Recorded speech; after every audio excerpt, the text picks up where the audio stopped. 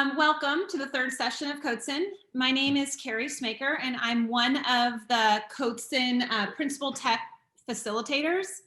I am from Tustin Unified, and it's my honor and pleasure to introduce Miss Susan Davidson, who is a friend and a colleague. Susan has worn many hats in our district. She's a wealth of knowledge, but currently her hat that she is wearing is a 4th, 5th grade teacher at Heritage Elementary. Susan's going to be presenting on digital notebooks today. And at the end, I will add her resources or her slide presentation in the link or in the chat, excuse me. And I will also be manning the chat and answering the questions I can. And if I cannot answer them when it's inappropriate, I will direct Susan to those questions. All right, so without further ado, Susan. All right. Well, hi, everyone. I'm going to start sharing my screen in a minute, but first of all, I just want to thank Carrie. Thank you for that great introduction. And I love being back in the classroom. I was a coach for a few years, as she said, but the classroom is really my passion. So today I'm going to be sharing with you some of the ways that I've gotten around this idea of us not being right in face-to-face with kids and not being able to see how they're working in real time. So hopefully you'll find this useful and take some tidbits away that you can use in your classroom. And 1 second here.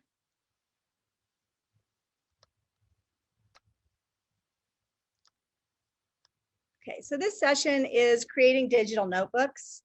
And this is the agenda we're going to go by. I'm hoping that it goes rather quickly for you and you can ask lots of questions at the end, or actually we'll probably take a little bit of a break after we go into some of the notebook designs, and then I'll show you how to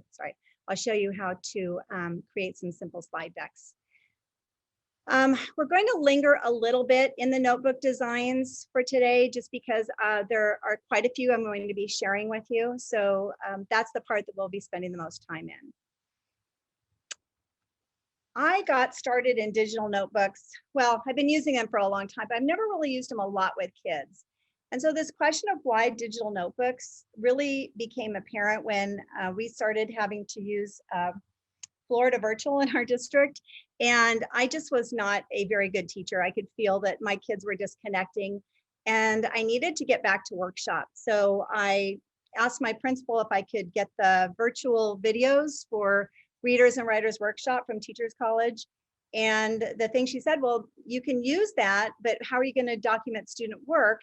And how are you going to make sure that everything gets into our platform, which was Schoology. So that's when I was kind of trying out the new Google feature in Schoology. And I realized that I could just upload notebooks and kids could access them through their drive. They didn't even have to go through Schoology, but then they would all be turned in there. So that's kind of why I started with that. But then as I got into it, I found them to be incredibly powerful. Not only can you see them on every device, but they just have so many features in them that allow me to work with kids more effectively, I believe. So in thinking about notebooks, one of the things to think about is, I know a lot of people are very comfortable with Google Docs, as I was, but I'm here to kind of show you the advantages of Google Slides over Google Docs, or at least the way I see it. So this is the school I work in is a project-based learning school, and kids do a lot of presentations. And so it might be a little bit easier to think, well, Google Slides is something that they're very familiar with, and so it's easy. But even the transition to Google Slides for their regular ongoing notebook was a little bit of a challenge.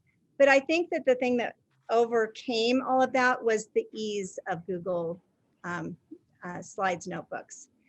They're easy to embed images and videos and links. Kids, they've taught me a lot. You can format the text boxes in there quite easily versus, well, Google Docs, it's a little bit different. It's actually a little bit easier for that.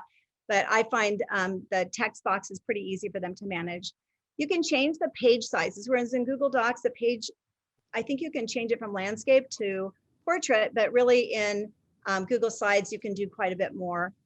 It's easy to move and order pages, especially for the children on iPads. You can link sections. The Edit Master feature, this is my new best friend when I create Google notebooks, digital notebooks. So I'll be going over that feature a little bit with you too. It's easy for the kids to change backgrounds. It's easy for me to do that. And then one of the things that's a little bit tricky on it is the speech to text.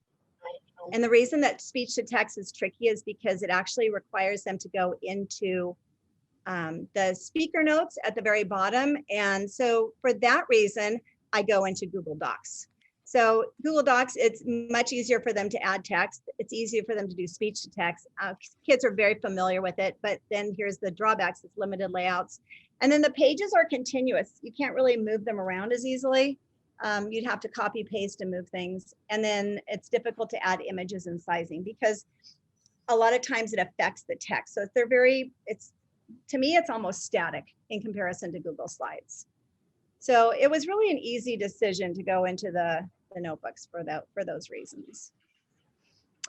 One of the things that, I wanted to just talk for a minute about my top 6 reasons.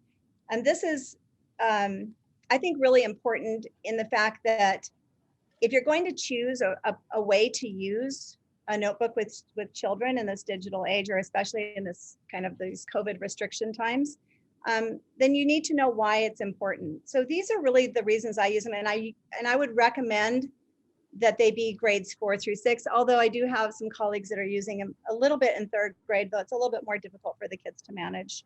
But they're able to do some of this work. When I say notebooks, I'm talking really about the reading, writing, and math notebooks. So my first reason is the way that they're organized. Google Drive is a beautiful way to organize materials. Once I learned how to use it, I was just leaving everything, like just start a new thing. And then I realized how to use folders, and then my life changed. So this is an example of the way that I organize it. So when I started out this year, I created my own class section. And then within that, I have the different subjects. So I started that by thinking, because I have a 4 or 5 combo, I've got to kind of separate things at times, but I still want to be able to have like one folder for each subject. So I have all of these. I even have a slide for my asynchronous time because that's, I have to keep track of that. Because I don't put the assignments right into Schoology. From there, let's say I go into my writing folder. I have my 4th grade folder, my 5th grade folder, and then those are both for narrative until I realize, well, actually I can just do them both within the subject folder. So I have boxes and bullets, and then I had the information writing there. And it's just really easy for me to see those files at a glance and make sure I'm getting into the right one. And this is as I'm creating the notebooks for students. This is not where they're assigned, but this is where I create them. And then from there, I go into, if I'm opening up my writing, I can specifically open up my boxes and bullets personal essay. This is where I keep my lessons. So on the left, you see all the boxes and bullets lessons that I do. I do not use the Teachers College front-facing lessons to teach to kids. I use them for my own instruction, so I know how to teach the lesson and I can make it quick. I don't have to read. There's just too much going on right now. So I just have everything in one place, which is nice. Their pre-assessment, which I link inside their essay writing notebook. And then my opinion writing calendar just kind of keeps me on track. So everything's there. This is all mine. Kids don't have access to this. But this is the beauty of it. So now once I've created something, I can drop it into Schoology, and then Schoology organizes everything else. And this is not a plug for Schoology. I'm just saying that this is the nice way to see how a notebook kind of is nested and is organized. So my Schoology Google Drive is here, and that creates the assignments down here in either 4th grade or 5th grade. And from there, I can go by subject. So if I open up the 4th grade folder, you can see in the highlight at the top on the right-hand side, that's my math folder. And then inside my math folder are all my CGI notebooks. So I can see by which week and make it just makes it nice and organized that way. The second reason that I really love these digital notebooks is because I can open up a lot of slides at once. I can, and I need to do this before I get into Zoom because Zoom slows me down, especially when I'm sharing and everything. So I do this when I first come in. I have a list of who I'm going to be meeting with. I open up their files across the top, and it makes it very fast for me just to click from one to the next to the next. Now some of these are my online learners, some of these are my in-class learners. It doesn't really matter. Because sometimes I'm going to confer with them at my desk, and although my temptation is to just saddle up right next to them, but I try to do as much as I can to protect myself. And then if this is going outside of the COVID times, if this is something that you choose to take with you, it's nice that you can have those right there, and you can just bring your computer with you and have a conversation when you saddle up next to kids. This feature here, observing students in real time, is like looking over their shoulder. So I had some clever little fifth graders. I would give the writing lesson, and they would be at home, cameras off, because if you're in your iPad, your camera goes off when you change windows. And they would just be working, I would assume, and then I would go in and pull them into a conference, and wait, they had to like open up their file and all of that, which took a few minutes, but they were always a little rattled when I did that. So I let them know, I can see you working, and I can see you working in real time. And I shared this with the kids. I said, if I have your notebooks open, when I go in, I might be wanting to have a conference with you. I need to make sure that you're like working so that we can talk.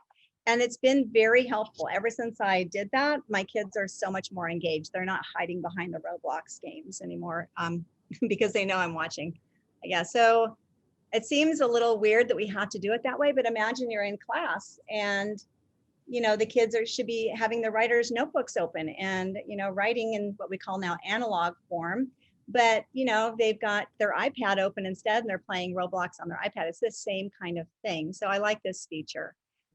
And then you can also tell if they're idle because it grays out just a little bit. So this student here, where the arrow is going up, that's her that's her little icon. And when she's actually not there, or she's gone into another program or something, then it gets grayed out. This actually is helpful because when I was doing my information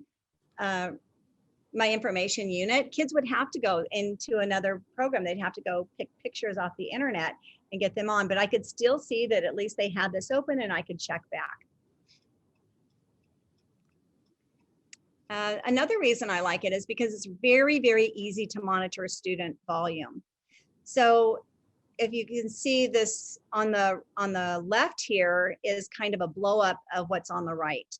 So on the right, this entire screen area is what I would see if I'm not in present mode. And I can quickly glance and see, okay, she's missing one of the assignments. I think it was a bonus, so I'm not too worried about it, but she's getting the rest of her work done.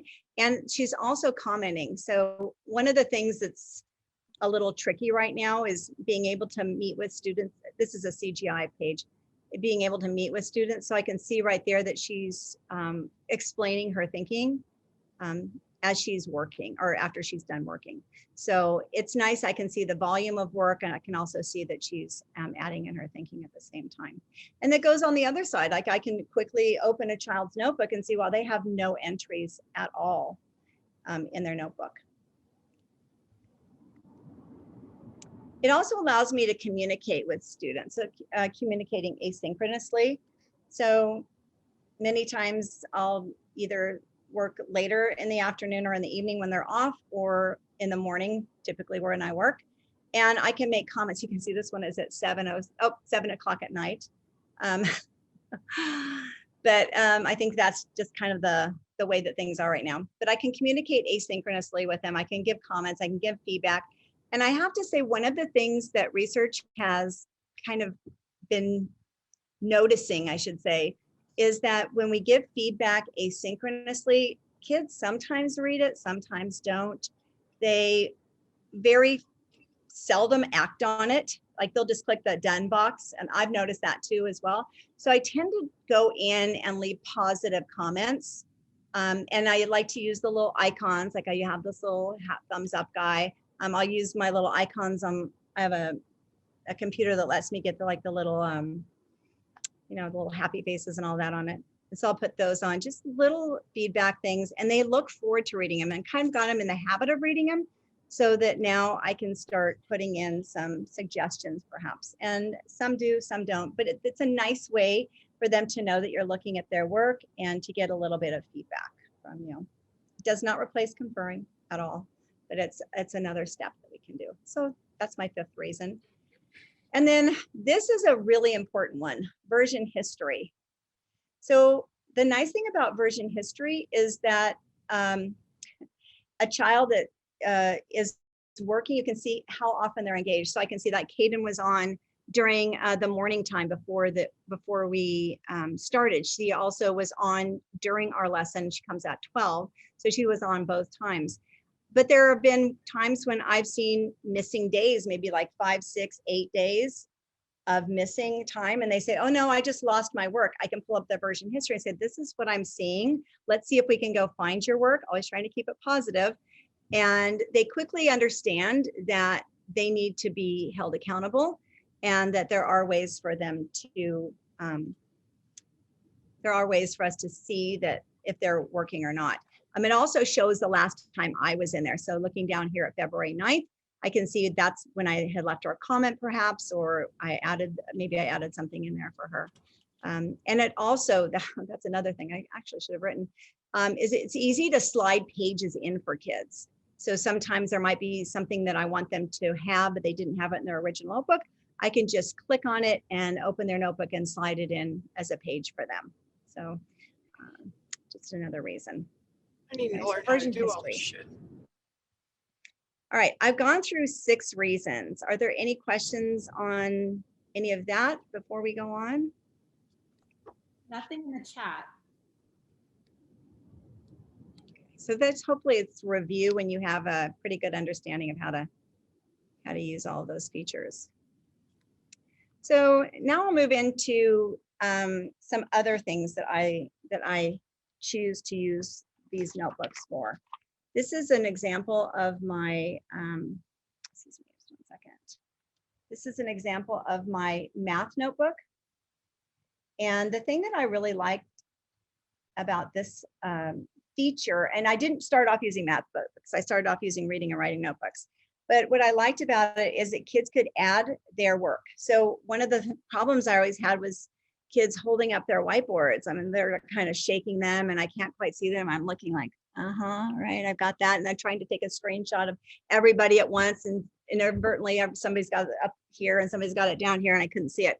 This allows me to unpack the problem, get the kids working, and then they start loading them up in their work into the slides, and I can see the strategies that they're using, and I can also quickly pull them into a discussion with students. It's also great because, like I'd mentioned earlier, I like the kids to be able to have their I lost my train of thought. Totally lost it. Anyway, I like the kids to be able to look at each other's work. I can slide this into Pear Deck, just this one slide if we wanted to look at it. And since he doesn't have a comment on here, like he didn't explain his thinking, we can use that to talk about it as a class in real time, which is fantastic. It's been really helpful for CGI. So I don't know if you're familiar with Pear Deck and all. I'm not going to go into it quite extensively at all. I just want to show you that this is what it is. It's actually an add-on in Google Slides. So what I would do is take a picture, or excuse me, take a copy of the slide in the child's notebook and create a new Google Doc, a Google Slides presentation with just his one picture in it. And then I go to add-ons and I'd add on a Pear Deck, and this would be the only thing we'd be looking at. But in Pear Deck, kids are able to comment in real time. Like they can add text boxes, they can draw pictures, or not pictures, but they can like circle parts of his work and make comments on that. It's like a little whiteboard with the text box, all kinds of drawing features in there. And I can see all of them working, all of the kids working at once. They can't see each other until I share somebody's work. And I start and I share their work.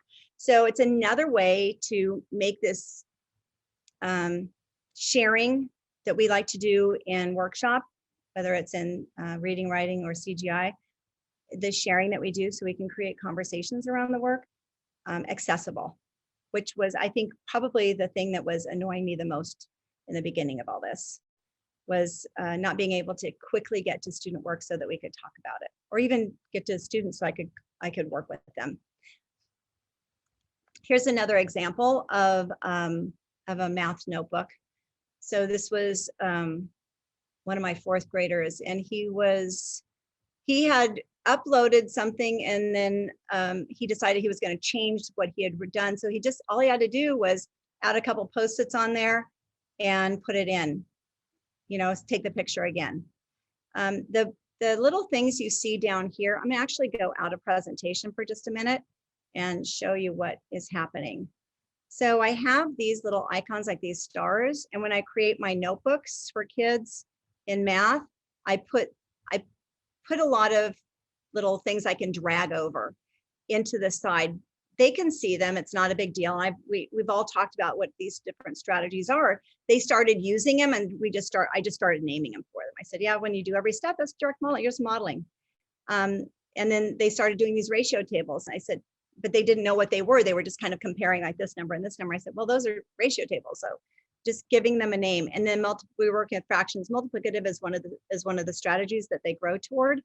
And so I put that on so that I could kind of more for myself really than for them. But this is a nice way to see how it could look all, whoops, that's my slide deck for you. But if it was his, I could look all the way through his slide deck and see, is he using a variety of strategies? Is he just kind of stuck on one strategy? Is he not putting in an explanation? Like I guess it would be easy for me to just say, oh yes, I see what you're doing, but I want them to really be able to internalize what they're doing. So for me, since I can't talk to them easily, I can put them in breakouts and talk to them. I can't talk to them easily during this time, then I like them to be able to at least try to explain it. And I have to say, their explanations have gotten so much better because they're seeing each other's in the way that they explain them. Go back into present.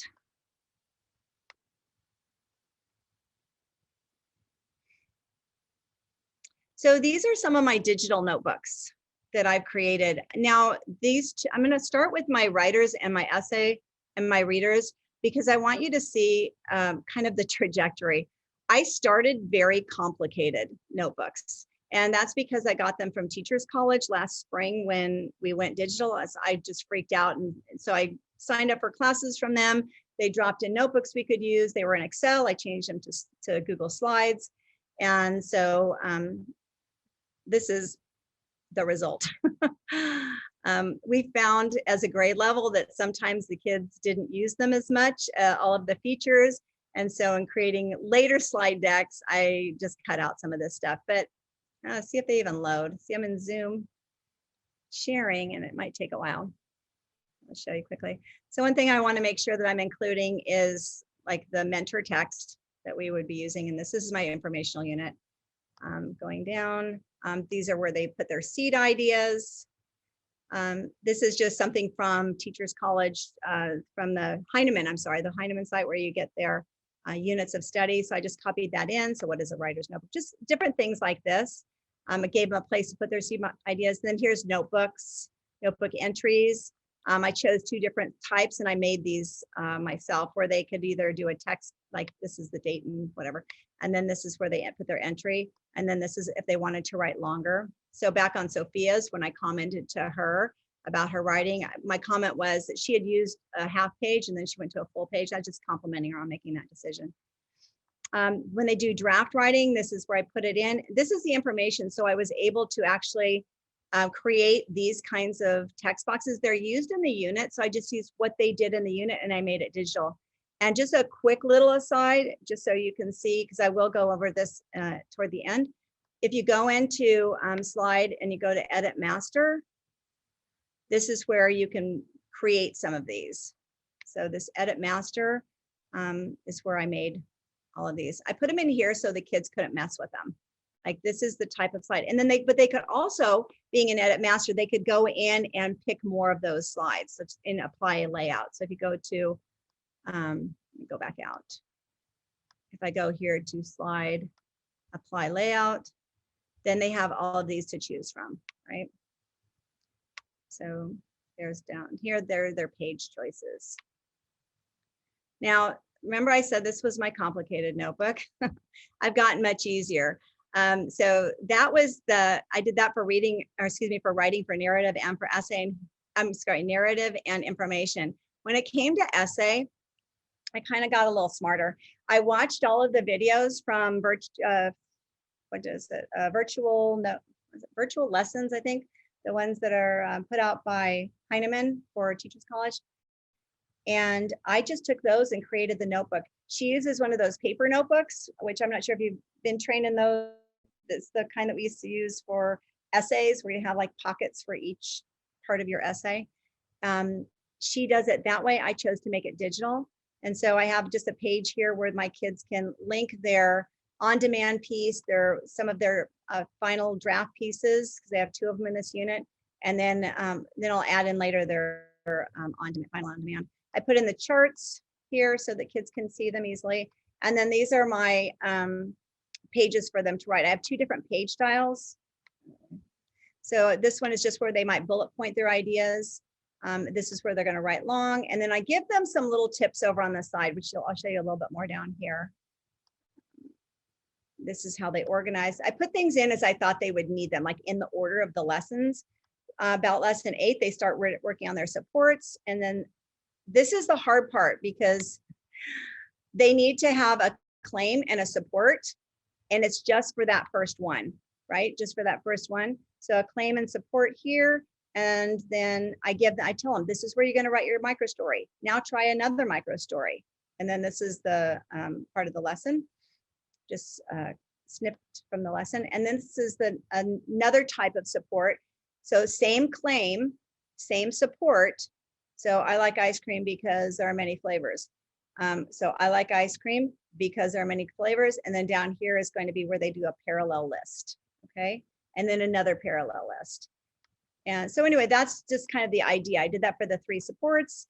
And then I put all of their, I put editing and revision together with their little opinion writing checklist and how to do an introduction, a conclusion, and then just other resources if I need them to use them, or if they want them, they're there. But mostly what they'll be just working on is that first part. And then the other feature about this is now hopefully these work. You have to be in present mode. So let me show you in present mode. I linked them so the kids should be able, like, if they want to go to support 2, there it is.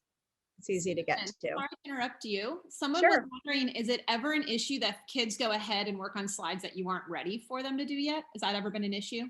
And how would you address that? Oh, yeah. So I tell them in the beginning, we're going to be working here for right now. I always tell them that right now we are just collecting.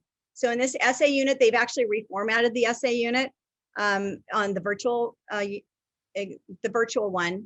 And they have the kids doing a lot more personal writing, not essay form. So like back here, these are the lessons that we've been working on. And so that's what they're doing just in the first part. And I tell them, we're going to get to all of this, and so I've never had an issue with it. Now in the other notebooks, they were confused all the time.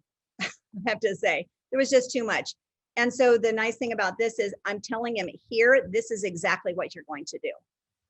So hopefully, we haven't gotten to that part yet, but hopefully it's going to make it much more clear for them.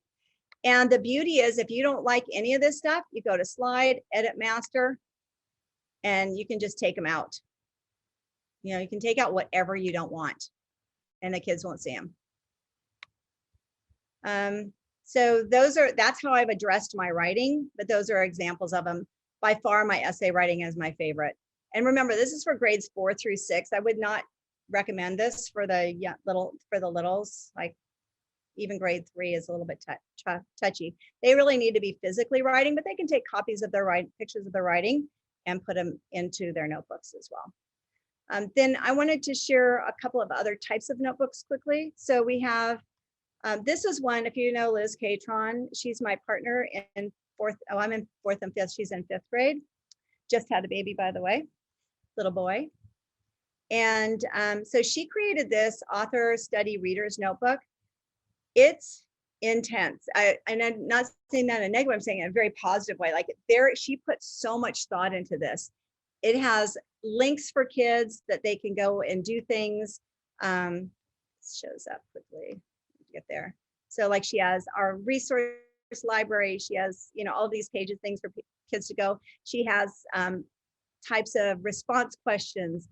She has just a multitude of things in here. And then the places for them to respond. Just a different style of notebooking, but I thought I would share it because it's beautiful. Now it's too much for my kids. I have a group that's a little different than hers. Plus what I teach to my 4th, I want to also be able to teach to my 5th, I also want to be able to teach to my 4th, just with differentiation. So, but I thought it was beautiful and she allowed me to share it with you. So that's great. This is, so in contrast, this is my reader's notebook for 4th grade. We're doing mystery. 5th grade's also doing author study, but it's it's like the detective notebook. I just made a copy of the mystery notebook and told the kids we're doing author study. So you saw my first writer's notebook. My reader's notebook was a lot like that. Now I'm just giving them some stems to respond and they can drag these over. Like I've tried this one. I'm going to try this one today. And I made it kind of a mystery theme. And then it's very easy. Title of the book, add your jot here. They can take pictures of the jot, add their jot. What page did you start on? What page did you end on? And this could be either responding to their jots, writing of the day. So I just try, and there are just a bunch of pages like that. And then kids can always go in and make more pages, right? Super easy to do. That's my reading notebook. And I want to give you, well, I'm going to share these super quickly and then I'm going to have Carrie share these too, because that's what the coaches did. So here's a writing folder for CGI math, just so you can kind of see how I did it. I know you saw some of the pages, but I do give them some directions. And then this is how I set it up. So I have my little things. I can easily drag them over like this. I give them a couple different number sets, or I tell them to use a different strategy. That didn't work well. But I've got everything lined up and I do it like I figure out what problems I want to do in advance. And then we were moving from, in this one, we were moving from fractions into decimals. So that's why there are some fractions and some decimals, but just makes it easy. Then all my work is done. I create those on the weekend and it's done for the week. And they don't work ahead. The kids are kind of good about that. So this is one I created from Joe Bowler. This is Mindset Mathematics. This actually, I think, came from the 4th grade book, but here's the 5th grade book. If you're familiar with her at all, incredible math resources.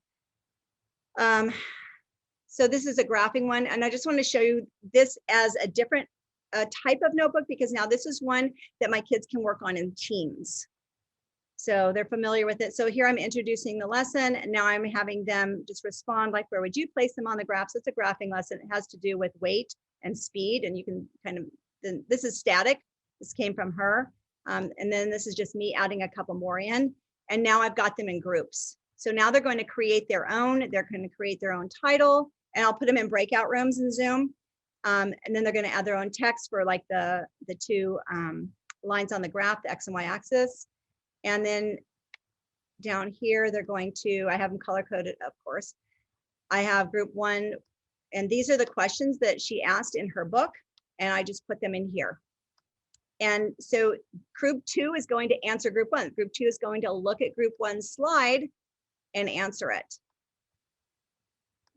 Okay, so it's just kind of a fun way to get them interactive and to talking instead of being completely isolated. So I wanted to share that one with you. And then do you want to quick talk about these, Carrie? The last two, the science and social studies that are amazing. Do you want to just click on the social studies one? I'll just talk really briefly. Sure. So basically the Yeah. TOSAs in Tustin, Susan was sharing that we did Florida virtual, and then it became very apparent to us very quickly that maybe those are not going to be the standards of our California state standards. And so we needed to do something in response to that. And so what the TOSAs did is we took our social studies standards and we looked at, making sure that we're addressing the standards. And we created these notebooks for every grade level for multiple units. And we just the idea is we taught a little lessons because these are all asynchronous. So in our district, social studies is mainly asynchronous time. And so we found that we were going to just do a quick little introduction of here's what we're going to be learning today. We did some thinking icons to inform them about maybe what they need to do at that day. Like right here, you're going to do some reading, you're going to study the picture, you're going to watch the video.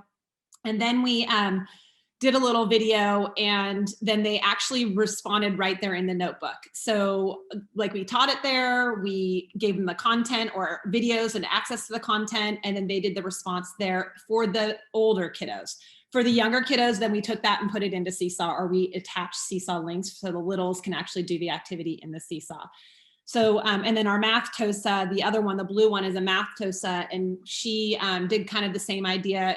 She didn't do the lessons in video, but she did create friendly notebooks where kids can do some mathematical thinking, a lot of number sense routines, and things that teachers could use to present for asynchronous time. And then Susan, while I have you, there's a lot of interest in teachers wanting to know how you kind of created these notebooks step by step. And you also have 15 minutes left.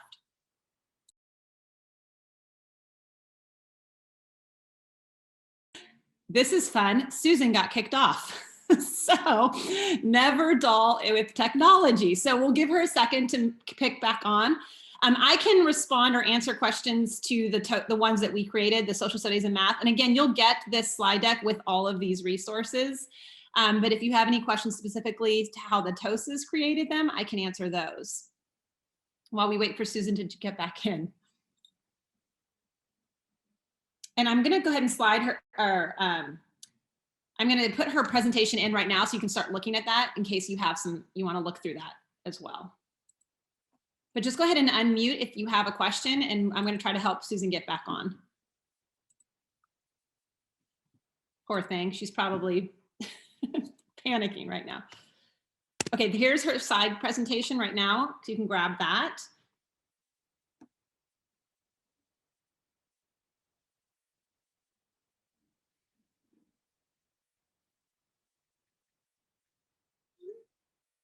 Any questions that I could try to help? Carrie, so you said that you helped with the TOSA notebooks, correct?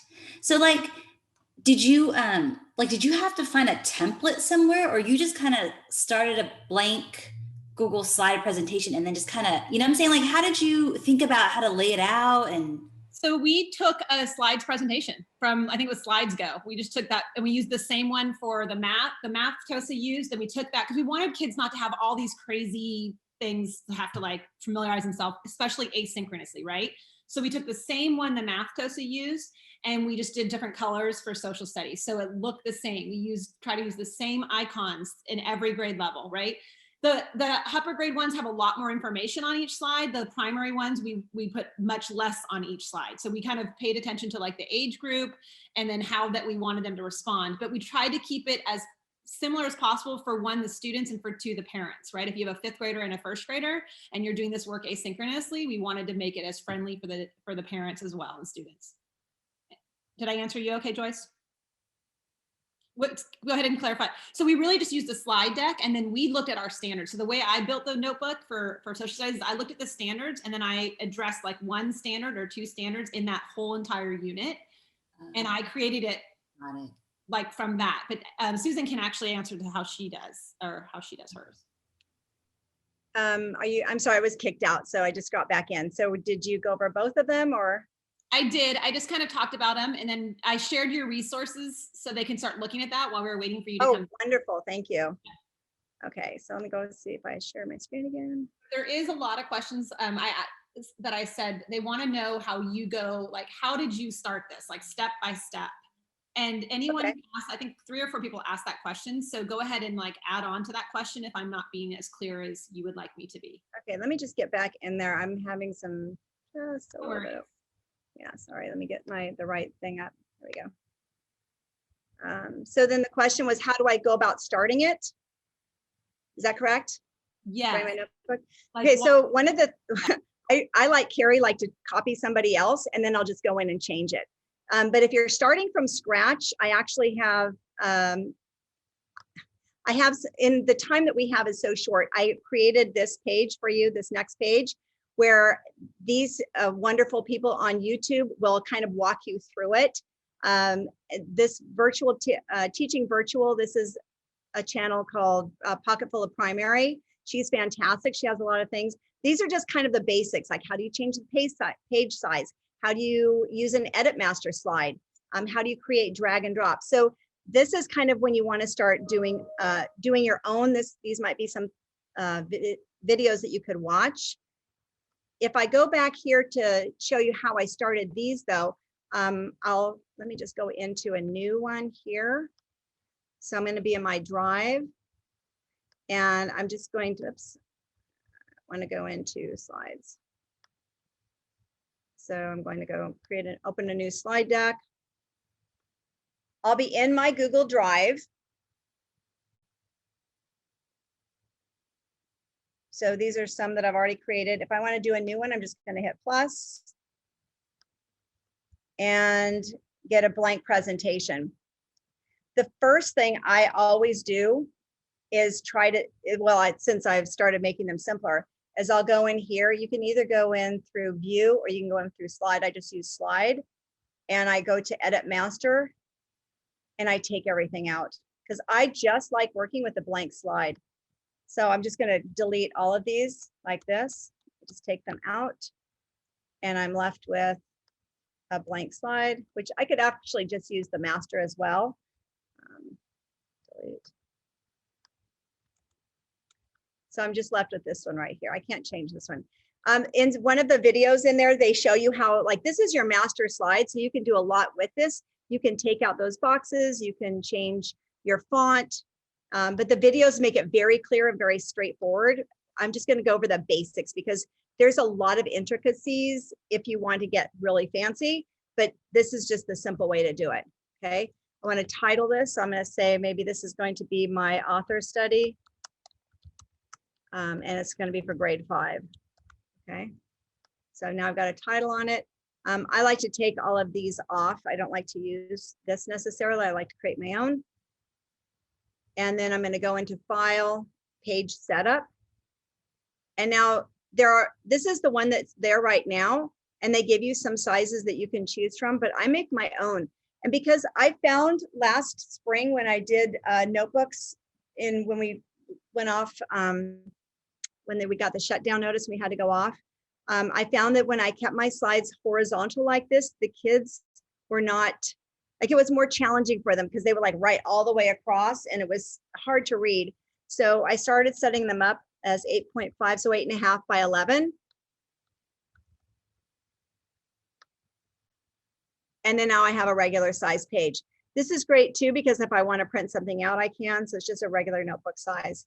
And then if I want to go in and I want to add anything to it, again, I'm going to go into Edit Master. And so on my blank say, let's say I want to make this one so that I have a new text box.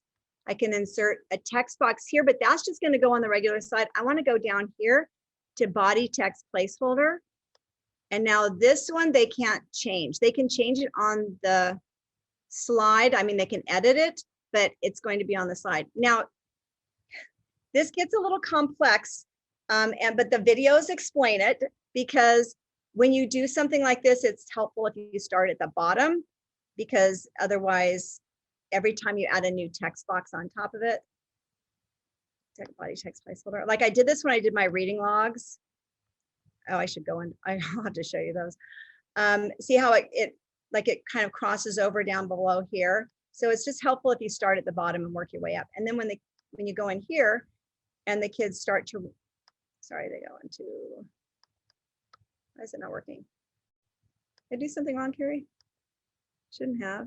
Oh, because I'm on the wrong slide. I have to go to slide, apply layout. I go back out here, slide, apply the layout. And I want this one. Now the kids see that the text boxes there. I think they can still move them around. Yeah, they can still move them around, and they can, when they edit in it, they can change the font size. You can set this if you want, but they can always change it. You know, they can change the size, they can make it bold, they can change the color. They have all those rights. It's just that now they have a place that they can start. Because I found when I was having the kids add text boxes, I'd have a text box here, a text box down here. Sometimes they'd overlap. It just got wonky. Any other questions, Carrie? There was a question. Maria would like to know how you see the version history. Can you walk her through and show? Sure. Yeah. Yeah, let me get back to that on my. And I just, Carrie, just for time wise, I want to make sure I have some time to go back. I didn't share the reader's notebook. I just want to share one thing in there real quick. Right. So version history was, which one was it? I think it was. And you have a 5-minute warning before the end of the presentation. I think it was this one. So version history, if I want to find, I can do it right now. I can go right up here to the top and click on that. That will give me the version history, and then I can see what the kids have done. So I'm in my presentation. The last time I edited it was 25 minutes ago. Now I can go in, here's all my version history down here. All right, and I can see when I did what I did last week and all of that. And then I can go to any of those. Like if I want to go to this one and I can see what did I do at that time? What did I add in there? Well, you can see I have a lot of blank slides. So this morning I was very busy.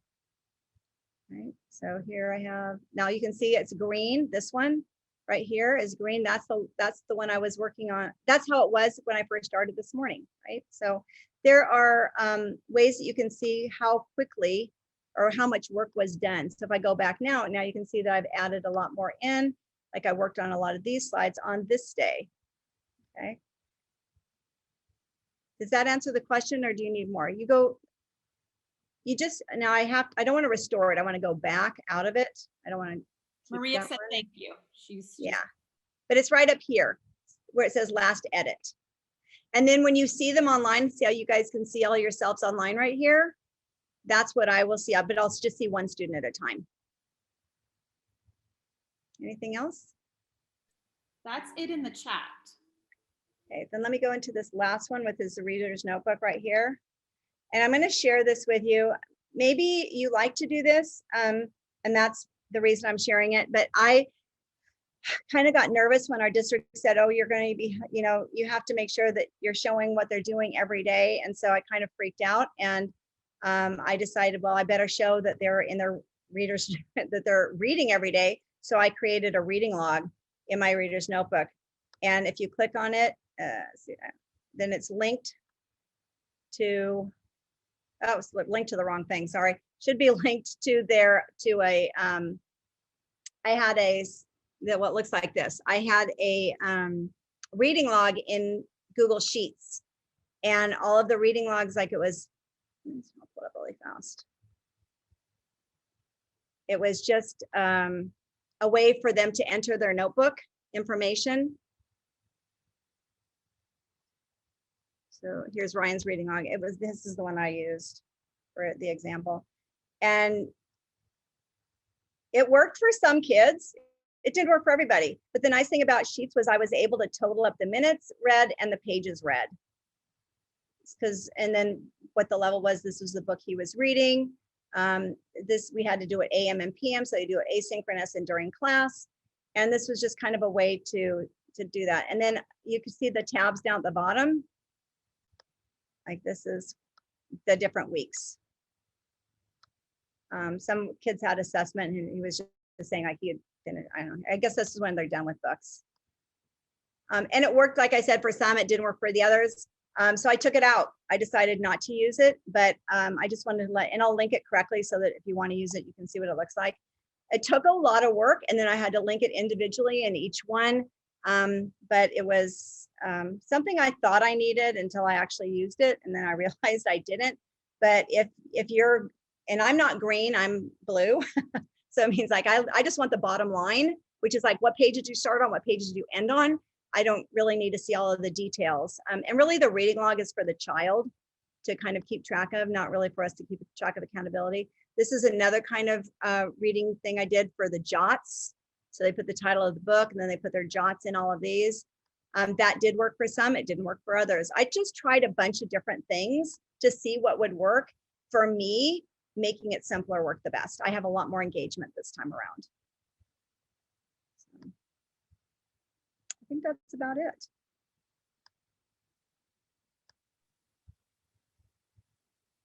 Lots of thank yous in the chat, Susan.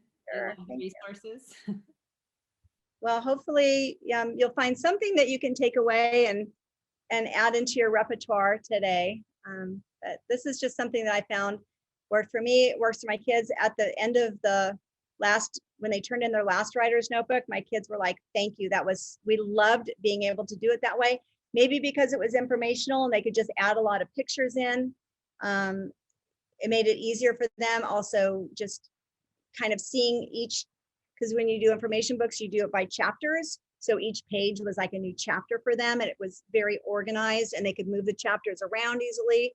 So yeah, I hope that these work for you. If you create a better one, share it. We all want to learn from each other.